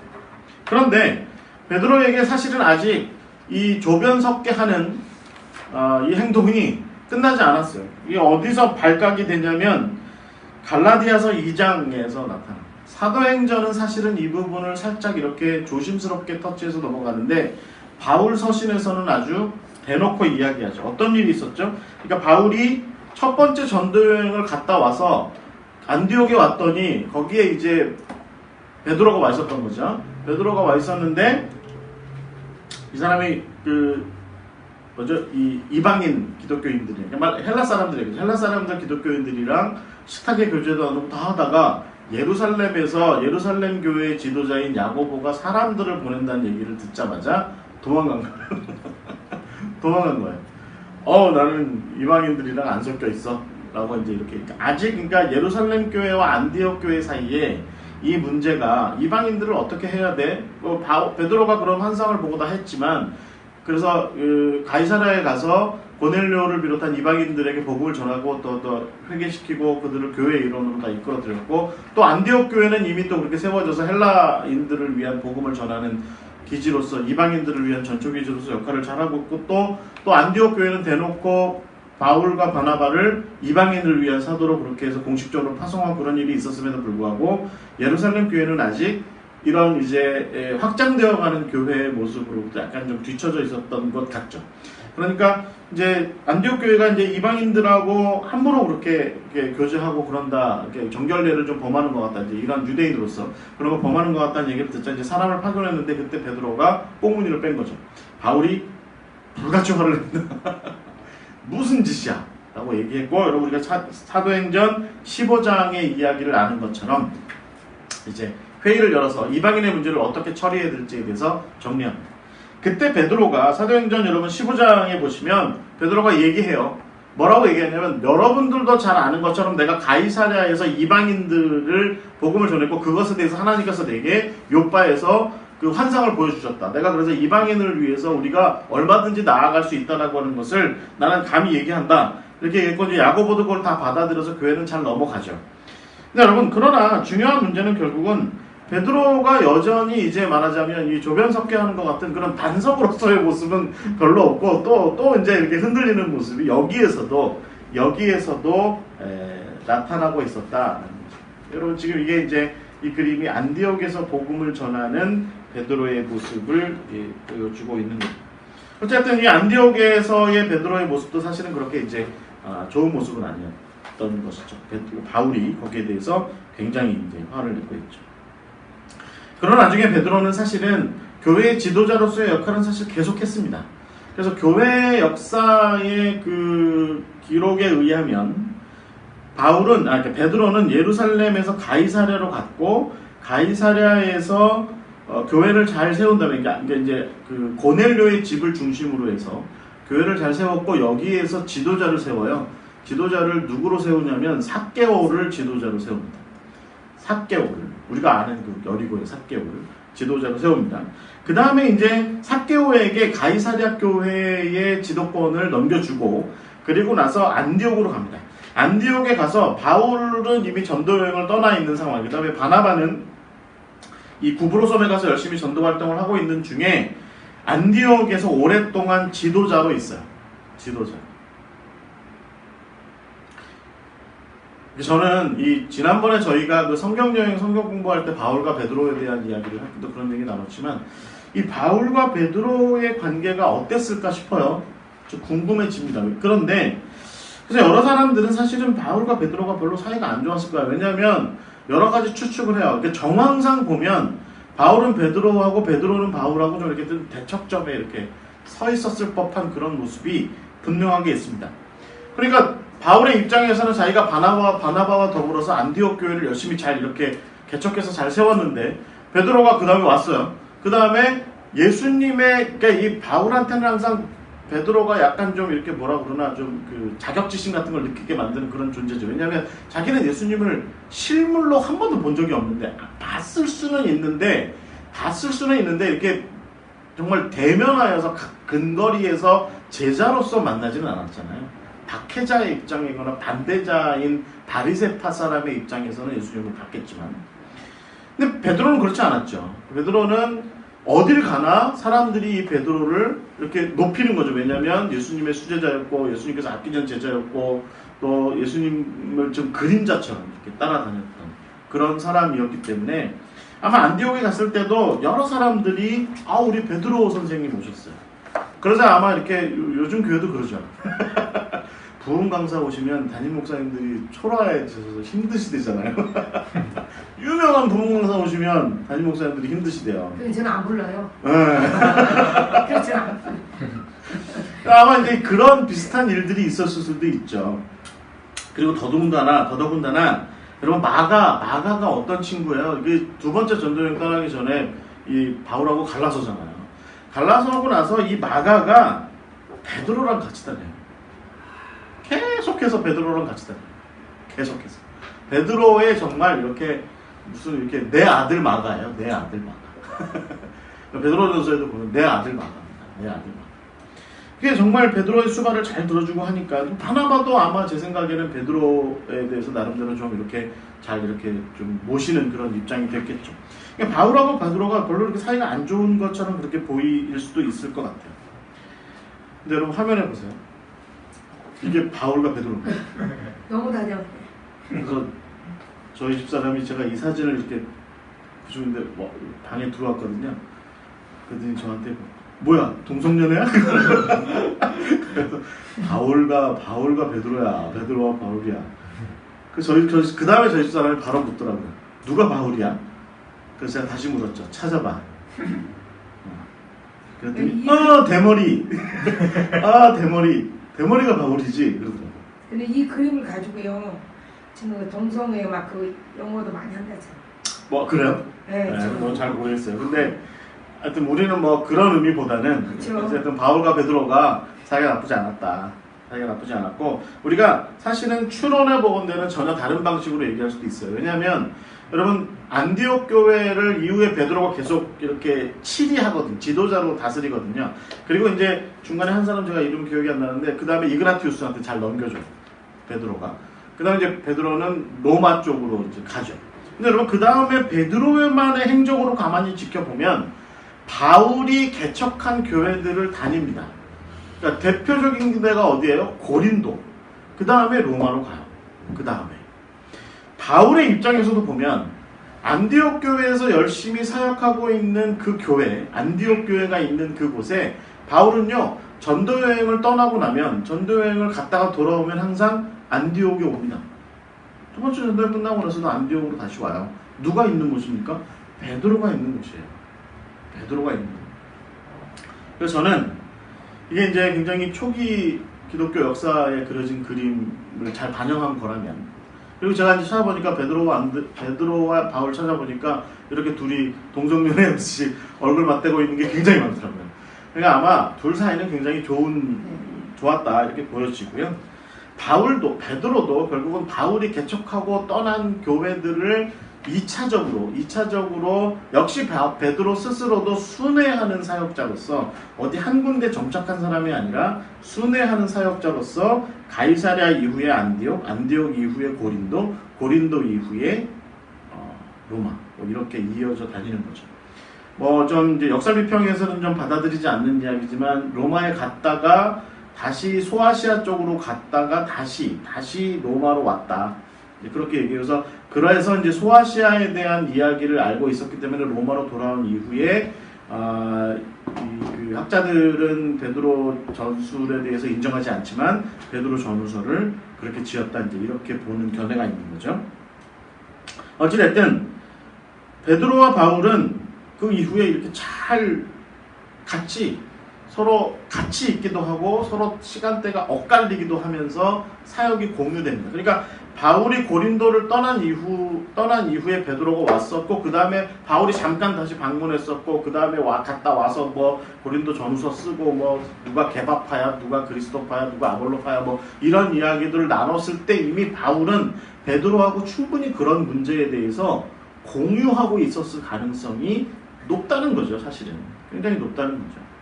그리고 나서 로마에 간 이후에 우리가 이제 바울 같은 경우가 로마에 한번 갔다가 60년쯤에 한번 갔다가 그 다음에 다시 스페인으로 갔다가 그 다음에 다시 로마로 돌아왔을 때 그 중간 사이에 그래서 아굴라와 브리스길라가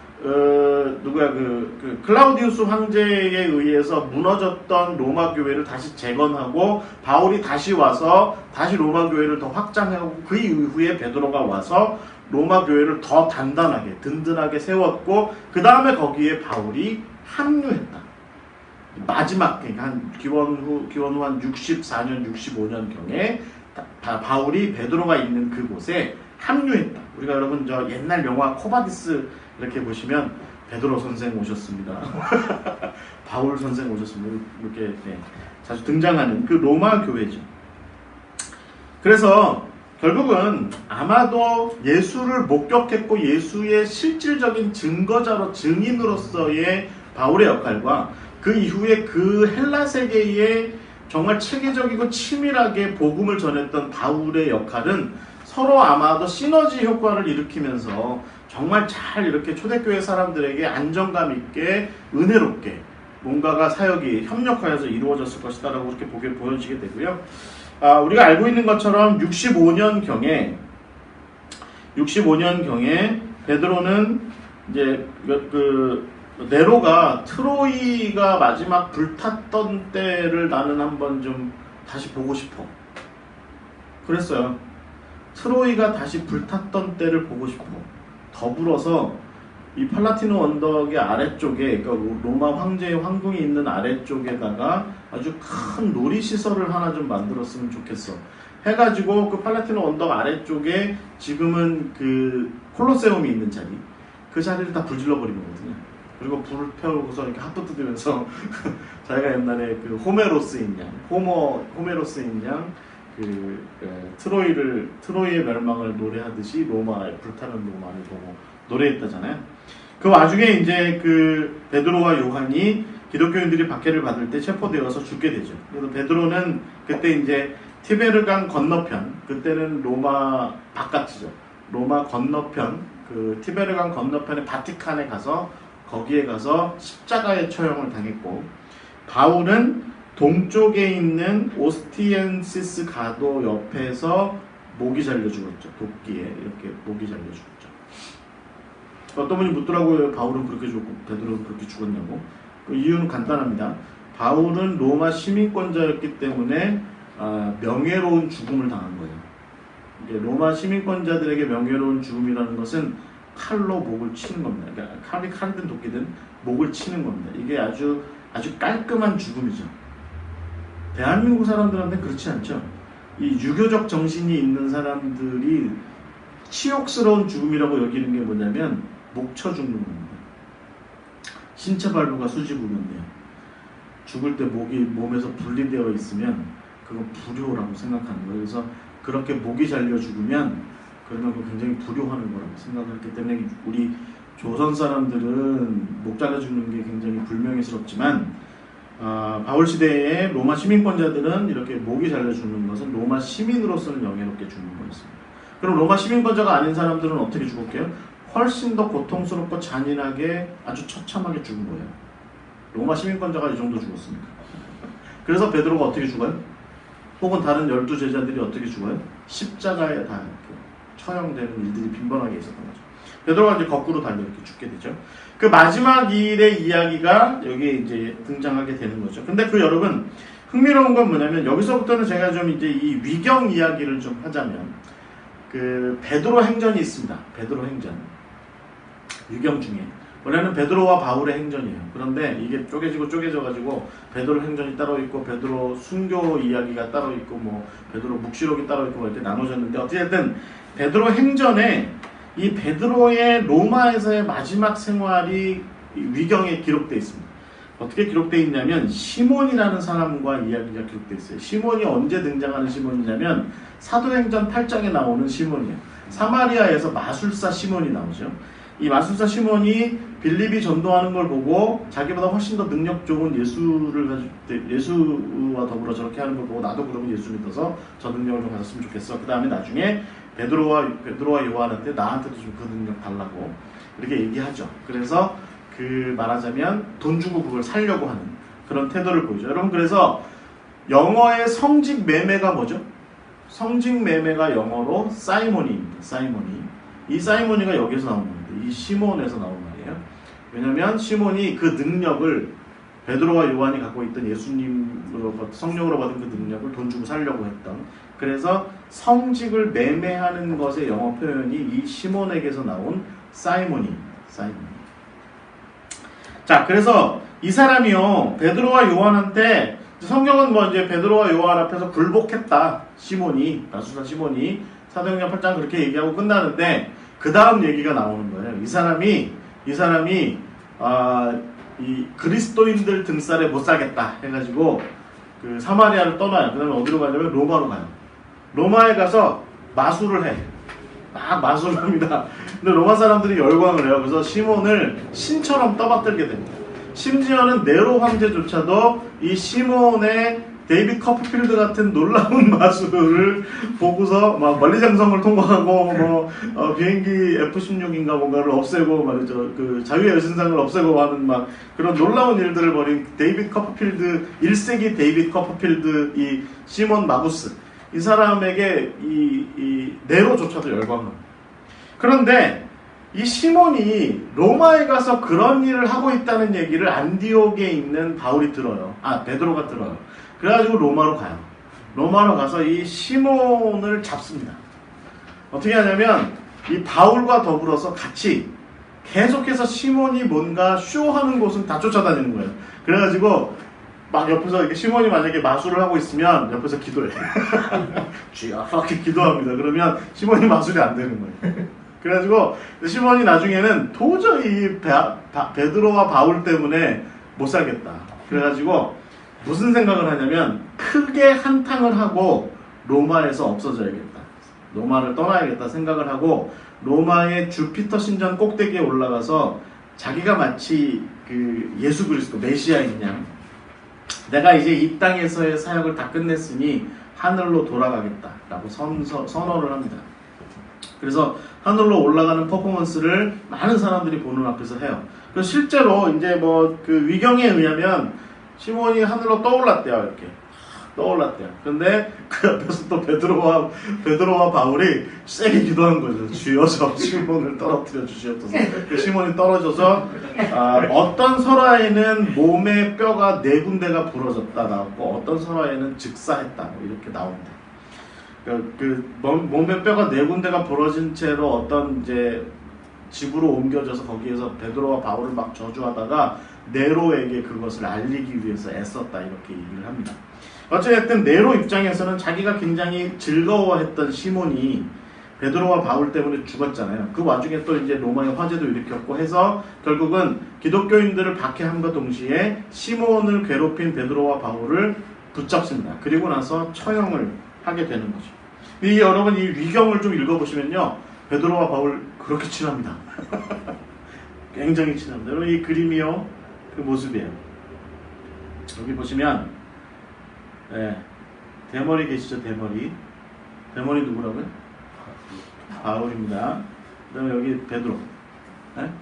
손가락을 이렇게 올려 뭐 이렇게 하고 있죠. 기도하고 있는 겁니다. 누구 때문에? 시몬 지금 뭐 하고 있어요? 날고 공중부양하고 계신 거죠. 공중부양하고 계시니까 기도하고 이 그림이에요. 이 유명한 그림입니다. 그리고 나서 베드로가 저는 이제 마지막으로 한 가지 더 말씀드리고 싶은 게 뭐냐면, 그리고 나서 베드로가 이제 체포당하기 직전에 우리는 이 조변석계 아침 저녁으로 뒤바뀌는 베드로의 마지막 모습을 보게 되는 거죠. 우리가 잘 아는 영화 제목 코바디스라고 하는 영화에서도 우리가 알고 있는 것처럼 베드로가 이제 여러 주변 사람들이 권유해요. 뭐라고 얘기하냐면, 당신은 지도자신데 당신이 순교하시면 되겠습니까? 당신은 도망치십시오. 당신이 로마에서 도망치십시오. 그래서 이 사람이 베드로가 이제 도망을 가는 거죠. 그래서 로마 성 밖으로 나가는 걸 성공했는데 많이 뵌 분이 저쪽에서 이렇게 신령스럽게 걸어오고 계신 거예요. 봤더니 예수님인 거죠. 젊을 때 예수. 이때 베드로는 어떤 베드로예요? 늙은 베드로죠. 늙은 베드로가 젊을 때 예수님을 만난 거죠. 그래서 묻습니다. 코바디스 도미네, 주여 어디로 가십니까? 내가 십자가에 다시 달리기 위해서 로마로 들어간다. 베드로가 그 얘기를 듣고 예전에 닭이 울었던 그때를 기억하고 다시 그럼 제가 가겠습니다 라고 얘기하고 로마로 돌아가서 십자가에 달려 죽었는데, 예수님처럼 똑바로 예수님의 모습과 똑같이 죽지 않고 순교하지 않고 거꾸로 매달려서 스스로 자청하여서, 나는 예수님께서 나를 이렇게 정말 맨날 땅만 쳐다보고 살고 있었던 난데 나를 이렇게 귀하게 쓰신 예수님 앞에 내가 마지막으로라도 나의 겸손한 모습을 보였으면 좋겠다라고 해서 그렇게 간청을 해서 거꾸로 매달려.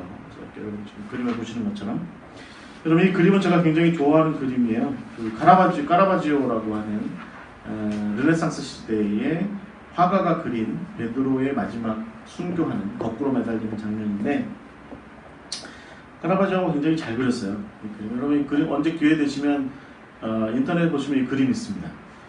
이거 한번 보세요. 그러면 요한복음 21장이 생각납니다. 예수님께서 베드로한테 뭐라고 말씀하세요? 네가 젊어서는 띠띠고 원하는 곳으로 다닐 거니와 네가 늙어서는 원치 않는 곳으로 끌려가서 두 팔을 벌리게 될 것이다. 베드로의 모습이에요. 이게 이제 마지막으로 두 팔을 벌리게 되는 모습인데, 베드로의 몸을 한번 보세요. 60대 할아버지 치고는 꽤 몸이 좋습니다. 근육이 아주 훌륭하죠. 그리고 십자가에 그냥 이렇게 온순하게 매달려 있지 않아요, 베드로가. 지금 보면, 그죠? 고개 들죠. 십자가에 달리는 중에도 누가 불렀나 봐요. 베드로 선생님 왜? 이렇게 그러니까 평소에 하는 그러니까 무슨 침대에서 일어나듯이 지금 이렇게 행동을 하고 있는 거죠. 주변 사람들을 보세요. 주변 사람들을 보시면 그런 베드로를 십자가에 달기 위해서 무던히 애를 씁니다. 여기 이 사람 엉덩이 보세요. 카라바지오가 이 사람 엉덩이 이렇게 크게 그렸죠, 그죠? 굉장히 크게 그려놨죠. 우스꽝스럽게 그린 겁니다. 애쓰고 있다. 베드로를 죽이려고 애쓰는 모습이에요. 그러니까 베드로는 지금 어떻게 하냐면, 야, 내가 사실은 안 죽을 수 있는데 예수님이 옛날에 나한테 하신 말씀이 있어. 그래서 내가 그 말씀 순종해서 너네들 불쌍해서 죽어주는 거야. 이게 이런 태도가 지금 카라바지오의 해석입니다. 근데 제가 이 그림을 가끔 어떤 설교나 강의 때 이걸 보여줍니다. 그러면 어른들, 부모님들, 또 목사님들 이런 분들이 보면 참 은혜 받으세요. 왜냐면 그렇잖아요. 목사님들 마음속에 항상 그런 생각하죠. 내가 사실은 다른 데 가면 더 잘 먹고 잘 살 수 있는데 양들 때문에 부모님들도 그런 마음 품으시죠. 내가 너만 없으면 내가 너를 낳아가지고 내가 너만 없으면 내가 진짜 활개치고 내가 띠뛰고 원하는 곳을 마음대로 다닐 수 있는데 내가 너 때문에 원치 않은 곳으로 끌려가서 내가 너 때문에 두 팔을 벌려. 그게 이제 부모 삶인 거죠. 베드로는 사실은 예수님께로부터 들은 그 이야기를 기반으로 해서 정말 목자된 삶을 살다가 마지막에 이렇게 가게 된 거죠. 여러분, 베드로의 일생이 이렇게 이제 끝나게 됩니다.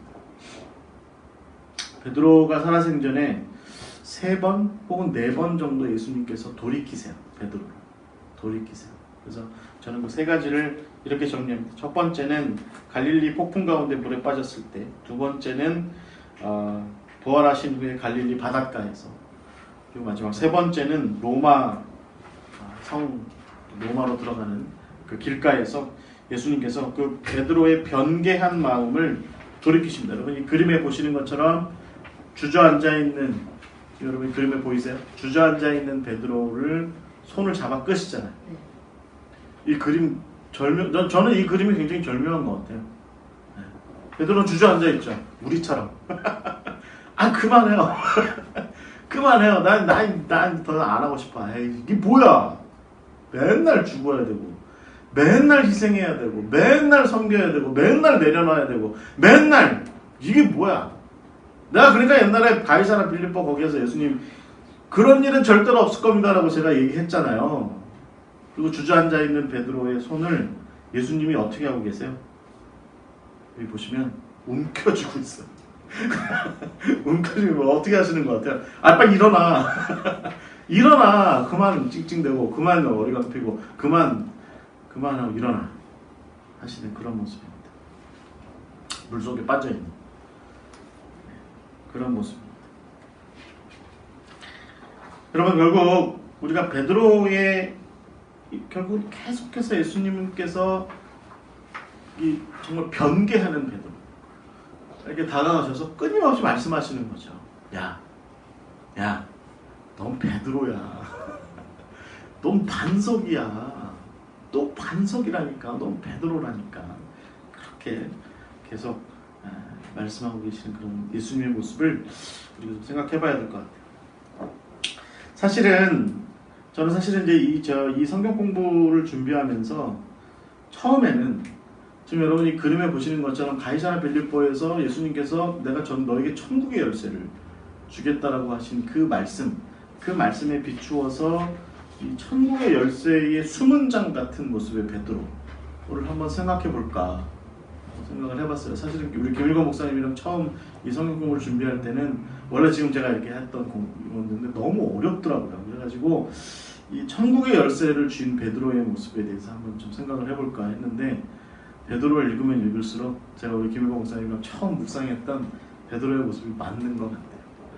반석이지만 의심스러운 반석. 반석인데 갈대 같은 반석. 그런 모습이 바로 베드로의 모습이다라고 하는 것입니다. 여러분, 베드로의 이 모습 한번 보세요.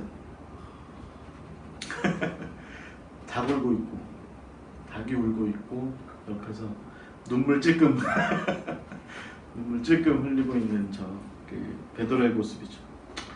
근데 여러분, 어떻게 보면 우리가 베드로를 통해서 볼 수 있는 모습은 뭐냐면, 하나님은 그럼에도 불구하고 저런 사람이라 할지라도 부르신다는 거죠. 하나님은 저런 사람이라 할지라도 부르신다는 거예요. 하나님께서는 정말 고결한 집안에서 태어나서 태어날 때부터 절개가 있는 정몽주처럼 말이죠. 태어날 때부터 머리에다 띠두르고 나는 절개 이러고 태어난 그런 인간을 하나님께서 부르시는 게 아니라 그냥 평범한 한 사람. 그러나 하나님의 안목으로 볼 때는 정말 점점 자라가서 하나님의 귀한 일을 감당할 만한 그런 사람을 하나님께서 부르신다는 거죠. 우리 인간적인 판단으로 볼 때는 우리는 그렇게 질문할 수 있을 것 같아요. 제가 만약에 12사도 가운데 한 명이고 그래서 제가 만약에 예를 들어서 뭐 다데오쯤 되면 혹은 도마였다고 한다면 예수님께 질문했을 것 같아요. 아니 왜 베드로예요? 꼭 그렇게. 저 사람 뭐가 그렇게 잘났다고. 좀 더 나은 사람이 있지 않을까요? 좀 더 나은 사람을 수제자로 세우면 우리가 조금 더 효율성 높일 수 있지 않을까요? 12사도에 아예 처음부터 그러면 바울을 부르세요. 12명의 제자의 그룹에 예수님 하나님의 아들이시고 능력자이신데 바울의 마음을 변화시켜서 바울을 부르세요. 니고데모로 채워놓으세요. 아리마대 요셉으로 좀 채워놓으셨으면 그런 사람들로 채워놨으면 훨씬 더 효율성 있게 예수 그리스도 예수님 당신의 사역이 더 번창할 수 있지 않았을까요? 그렇게 얘기할 수 있다는 거죠. 여러분 예수님께서 하신 말씀을 우리가 기억해야 될 줄 믿습니다. 여러분 요한복음 8장 15절부터 16절에 보시면 예수님이 이렇게 말씀하세요. 너희는 육체를 따라 판단하나 나는 아무도 판단하지 아니하노라. 만일 내가 판단하여도 내 판단이 참되니 이는 내가 혼자 있는 것이 아니오 나를 보내신 이가 나와 함께 하심이라. 나의 판단은 하나님께서 내게 주신 대로 판단했고 나는 그 판단에 비추어서 하나님께서 내리신 나의 아버지께서 내리신 판단에 근거해서 나는 베드로가 맞다고 생각해. 베드로가 맞다고 생각해. 라고 그렇게 이야기할 수 있어야 한다는 거죠. 여러분 우리가 지도자로서 혹은 교회와 가정과 여러 곳에서 사역자로서 이런 마음을 가질 수 있을 것 같아요. 하나님 제 파트너는 왜 저 모양인가요? 하나님 제 아래 저랑 같이 일하는 저 친구들은 왜 저 모양인가요? 이렇게 생각할 수 있을 것 같아요. 우리 부목사는 왜 좀 능력 있는 놈은 안 와요? 제 친구 목사가 저한테 그래서 제가 그랬죠. 네가 못난 거지. 얘기한 적 있습니다. 당연히 못나니까 부럽죠. 근데 여러분 우리가 한번 베드로의 모습을 보면서 하나님께서 판단하셔서 세우는 우리의 동역자, 우리의 파트너, 우리와 함께하는 사역들, 우리와 동행하는 우리 인생의 동반자들을 한번 생각해봤으면 좋겠다 싶습니다. 그래서 여러분 바울이 이야기하는 것처럼 하나님의 은혜의 경륜을 따라서 헤아릴 수 없는 그 판단하심에 따라서 하나님의 지혜와 지식이 풍성하게 드러날 만한 그 사람이 바로 베드로였다. 우리가 좀 베드로를 통해서 알았으면 좋겠습니다. 두 번째는 그런데 베드로 편에서 가만히 보면 그 베드로가 자기를 잘 아는 사람이었다는 거죠. 저는 이 부분이 좀 주의 깊게 들어와요. 여러분 우리가 함께 나누었던 누가복음 5장 8절 베드로가 뭐라고 얘기했다고요? 주님 나는 죄인입니다. 나를 떠나십시오. 라고 이렇게 얘기하는 그 베드로의 모습. 이게 결국 빛으로 오신 예수님 앞에 섰을 때 베드로는 자기를 적나라하게 본 거죠. 빛으로 오신 예수님 앞에 섰을 때 베드로는 자기를 적나라하게 본 겁니다. 참 진리요, 참 구원자로, 참 메시아로 오신 예수님 앞에 섰을 때 베드로는 자기의 모습을 적나라하게 본 겁니다. 베드로는 아마도 그것을 정말 자기의 진면목을 정말 잘 알았던 것 같습니다. 그러니까 베드로가 예수님보다 먼저 선수친 거죠. 제자로 부를 것 같으니까. 어찌 감히 저 같은 죄인이. 주님 저는 죄인입니다. 저를 좀 떠나주십시오. 이렇게 얘기하게 되는 것이죠. 근데 여러분 바울이 이렇게 얘기해요. 고린도후서 4장 16절에 그러므로 우리가 낙심하지 아니하노니 우리의 겉사람은 낡아지나 우리의 속사람은 날로 새로워지리라. 베드로가 여러분 한번 생각해 보세요. 요한복음 21장의 마지막에 예수님께서 자기 앞에 이렇게 나타났을 때 베드로의 마음이 어땠을까요? 아휴, 예수님도 피곤하실 것 같아요. 예수님도 힘드실 것 같아요. 저 때문에 얼마나 피곤하고 힘드세요. 저같이 무지랭이, 저같이 정말 승질만 앞서고 정말 저처럼 이렇게 마음만 앞서고 말만 앞서고 하는 생각하지 않고 행동하기는 앞서는 이런 부족한 사람. 예수님도 힘드시잖아요. 그만하시죠. 라고 그런 마음을 베드로가 있지 않았을까 싶어요. 그런데 예수님께서 그럼에도 불구하고 예수님께서 베드로한테 뭐라고 말씀하세요? 시몬아, 네가 날 사랑하느냐? 베드로라고 얘기 안 하시고요. 시몬아, 네가 날 사랑하느냐? 네가 날 사랑하면 내 양을 좀 줘라. 죽기까지라도 좀 감당해 줘라. 이렇게 다시 사명을 주고 계신 것이죠. 만일에 우리가 우리의 지금 현재의 모습에 어떠함에도 불구하고 우리가 바울의 이야기처럼 낙심하지 않으면 결국에는 우리 속사람은 그리스도 예수 안에서 날마다 새로워질 수 있다라고 하는 것을, 그 희망이 그리스도께서 우리에게 주시는 은혜 가운데 있을 수 있다라고 하는 것을 우리가 베드로를 통해서 배울 수 있을 것 같습니다. 마지막 모습은 저는 이런 생각을 가져봐요. 여러분, 이 베드로의 반석이라고 하는 그 이미지가 어떻게 만들어진 거라고 보이세요? 우리는 사실 그냥 베드로의 반석이라고 하는 이미지가 지금껏 우리가 배웠던 바에 의하면 반석보다는 사실은 조석으로 변개하는 이 정말 부족한 한 인간 베드로가 보이는데 라고 생각할지 모르겠지만, 그러나 마지막 순간에 거꾸로 십자가에 매달려 그렇게 순교했던 베드로의 모습을 볼 때는, 그래, 그는 결국은 반석과도 같은 사람이었다 라고 우리는 고백할 수밖에 없다는 거죠. 그리고 그 가능성은 늘 베드로 곁에 서셨던 예수 그리스도를 통해서 가능하게 되었다는 것입니다. 그가 물속에 빠져들었을 때에도 예수님께서 계셨고요. 그가 주님 절대로 그런 일 없습니다라고 얘기할 때에도 예수님께서 그 곁에서 사탄아 이놈아 하실지언정 베드로 곁에서 계셨다는 거죠. 그리고 마지막에 십자가에 달려 죽으시는 그 순간까지도, 부활하셨을 때조차도 예수님은 베드로 옆에 계셨다는 것이죠. 베드로 역시 그것은 마찬가지일 것 같아요. 베드로 역시 마찬가지일 것 같아요. 늘 예수님 옆에, 욕먹더라도 예수님 옆에. 그 모습이 바로 우리가 베드로에게서 배워야 하는 반석과도 같은 모습일 것 같아요. 반석과도 같은. 우리 김일광 목사님한테 가끔 막 욕하거든요. 저희 사무실에 굉장히 중요한 일을 맡고 계신 분인데 가끔 뭘 잘 잊어버려요. 막 뭐라 그래요. 제가 뭐라고 할 때마다 항상 하는 얘기가 있어요. 도망가지 마. 내가 욕하고 잔소리하고 뭐라고 한다고 도망가지 마. 그러다 순간에 갈 수 있어요.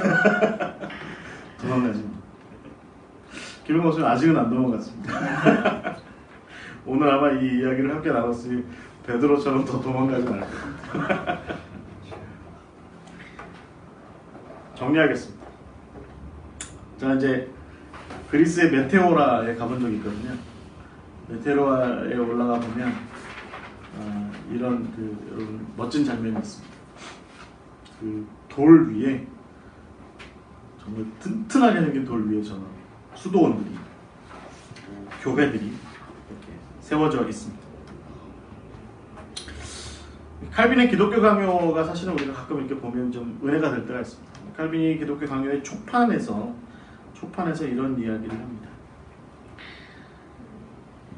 우리가 이미 언급한 것처럼 하나님 안에서가 아니면 지닐 수 없는 모든 지혜, 의, 능력, 생명이 벗겨졌으며 우리에게서 다 지워져 있다. 따라서 우리에게는 무지함과 불법과 무능과 죽음과 심판만이 우리에게 남아있다. 이렇게 이야기합니다. 이게 바로 칼빈이 얘기하는 인간의 삶이죠. 우리 인간이 아무리 스스로 굳건한 반석을 우리 삶 가운데 초석으로 세우고자 그렇게 노력한다 한들, 얼마 전에 인도네시아에서 그렇게 발생했던 그런 비극적인 그런 지진처럼 여긴 안전할 거야 생각했던 그곳이 가장 불안한 곳이 될 수밖에 없는, 그것이 바로 우리의 삶일 것 같아요. 여러분, 진정한 반석 되시는 예수 그리스도, 어떻게 하면 우리는 그 반석을 얻을 수 있을까요? 베드로의 모습을 우리가 봐야 될 것 같아요. 제가 마지막으로 여러분과 더불어 베드로에 대해서 나누고 싶은 한 가지 묵상은 뭐냐면, 베드로가 어부였다는 거죠. 저 흔들리는 물 위에 서 있던 어부였다는 거죠. 그런데 어느 순간에 예수께서 그를 부르셨고 그를 베드로라고 말씀하시고 제자로 세우셨을 때, 그는 더 이상 늘 출렁이고 흔들거리고 불안한 배 위에 서 있는 베드로가 아니라, 지금 여러분 화면에 보시는 것처럼 굳건한 반석 위에 서 있는 베드로로 그렇게 변화하고 성장하게 되었다라고 하는 것입니다. 저는 베드로를 보면서 그런 생각 가져왔습니다. 욕먹더라도 예수님 옆에. 욕먹더라도 예수님 옆에. 잔소리를 12강줄이로 듣더라도 예수님 옆에. 그러면 나는 언젠가 반석 위에 나만의 십자가를 세울 수 있어. 그 반석 위에 나만의 나의 십자가를 거기에 세울 수 있어 라고 하는 그것이 바로 우리가 베드로를 통해서 배울 수 있는 은혜가 아닐까 생각합니다. 여러분 어떻게 베드로의 모습이 어떠신가요? 저에게도 참 오늘 제가 이걸 준비하면서 제가 어저께 저희 어머니 병원에서 투석하시는 한 3-4시간 동안 카페에 앉아가지고 베드로를 계속 묵상했는데 참 은혜스럽더라고요. 그래서 제가 제 페북에다 그렇게 써놨습니다. 반석인데 정말 당신 좀 그렇다. 그러나 당신 참 은혜스럽다 하는 생각을 가져보았습니다. 네, 혹시 질문 있으십니까? 베드로가 왜 수자인데 예루살렘 교회에서 사역에 대해서 기억이 없는 것 같아요. 그죠? 네, 야고보가 넘겨봤죠. 야고보가 제 생각에는 뭐 이거는 그냥 추정이지만 결국은 베드로는 그 이제 뭐 개인적으로는 사역자로 계속 그러니까 말하자면 순회하는 그 아이티너런트로서의 그 순회하는 사역자로서 어느 한 곳에 정주하는 것이 아니라 순회하는 사역자로서의 그 지도자의 모습 그것을 더 중요하게 생각한 것이 아닌가라는 생각을 좀 가져보고요. 또 버틸 수 없었겠죠. 예루살렘에서 박해가 시작됐고 베드로 같은 사람은 사실 버티기 어려웠을 테고 예수님의 형제 야고보는 예수님의 형제였지만 나름대로 성전 중심의 유대인들의 그 신앙하는 패턴 그것과 많이 맞추죠. 여러분 나중에 아시면 사도행전 21장에 보면 그 예루살렘에 온 바울한테 정결례를 치러라 성전에 가서 그렇게 얘기하죠. 그 예루살렘 교회의 권고였잖아요. 그러니까 예루살렘 교회는 나름대로 성전 중심으로 하는 혹은 회당을 중심으로 하는 유대인들의 유대교적 패턴하고 어느 정도는 좀 맞추고 있었던 것은 맞는 것 같아요. 그러니까 적어도 AD 70년 전까지. 그러니까 예루살렘이 멸망하기 전까지. 예루살렘이 없어지고 나서 유대교는 갈릴리로 갔고 기독교는 펠라로 갑니다. 펠라, 그 요단강 건너 그 데가볼리 펠라로 갑니다. 거기 있다가 다시 예루살렘으로 돌아와요. 다시 예루살렘으로 돌아오는데 그리고 나서는 로마 치하의 예루살렘에서는 유대교가 없는 상황에서 성전이 없는 상황에서 교회로서의 독자적인 길을 가죠. 그러니까 그렇게 봤을 때 한 예수님 돌아가시고 그러니까 승천하시고 30년에서 70년 사이 한 40년 정도의 어간 동안에 예루살렘 교회는 최초의 박해가 있은 후에는 우리가 이게 교회가 지금 우리가 생각하는 이런 식의 어떤 시스템이 분명한 교리적 체계가 분명한 곳으로서의 교회라고 보기는 아직은 어려웠을 테고 유대교하고 나름대로 어떻게 관계를 형성할까? 바울도 사실은 초창기 선교 때는 그 각 곳에 있는 디아스포라 회당들하고 어떻게 그것을 기반으로 해서 내가 이것을 좀 펼쳐나갈 그 솔직한 바울의 모습이잖아요. 그러니까 똑같이 그랬겠죠. 네. 아마도 베드로는 처음에 초창기에 박해 때 조금 벗어났다가 그 이후에 아마 이 순회하는 사역자로서 역할이 더 많이 초대교회에서 더 많이 부여됐고 12제자들이 거의 다 그러죠. 12제자들이 그러니까 저는 이게 예수를 목격한 사람들의 역할은 초대교회에서 분명하게 있었던 것 같아요. 그리고 F.F. 브루스 저는 이 사람 좋아하는데 이분의 좀 이렇게 좀 통합적인 정리에 의하면 초대교회는 생각보다 이걸 정리하는 것에 굉장히 예수님 어렵지. 그다음에 예수님에 대한 어떤 성서적인 어떤 레퍼런스들 뭐 이런 것들을 정리하는 게 굉장히 열심이었고 그거를 베드로나 또 다른 사도들한테 잘 이렇게 손에 쥐어줬고 그리고 순회하는 사역자들로서 당대 세계 곳곳으로 선교자들로 나갈 수 있도록 했던 것에 초대교회는 굉장히 중요한 역할들이 많이 합니다. 그러니까 저는 굉장히 건강한 거라고 봅니다. 제가 베드로면 내가 수제자인데 니네가 가라. 하와이는 니네가 가고 나는 예루살렘에 있겠다. 여기가 편하니까 이렇게 생각할 수 있었을 것 같은데 베드로 스스로가 그 다음에 12사도들이 다 나가잖아요. 다. 나가는 일들이 참 이게 모범인 거죠. 그렇습니다.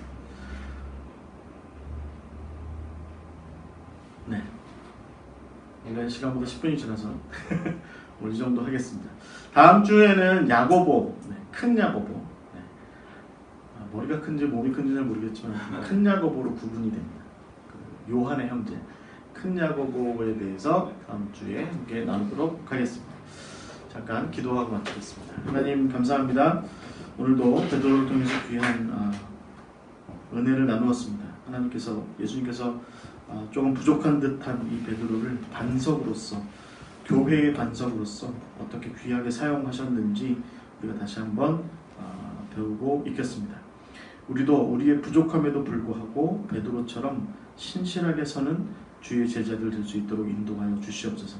우리 연약함이 우리가 주님으로부터 멀어질 구실이 아니라 우리 연약함이 우리가 더욱더 주와 더불어 밀착하여 주와 동행하며 주께서 나를 변화시키시고 주께서 나를 베드로처럼 굳건한 반석으로 세우실 그날을 더욱더 앞당길 수 있는 지름길이다라고 하는 것을 늘 기억하고 우리 연약함을 가지고 늘 주 앞에 기도하고 주와 동행하기를 간절히 바라는 우리가 될 수 있도록 인도하여 주시옵소서.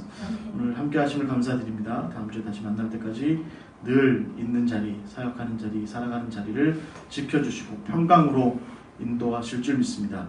예수 그리스도의 이름으로 기도하옵나이다. 아멘.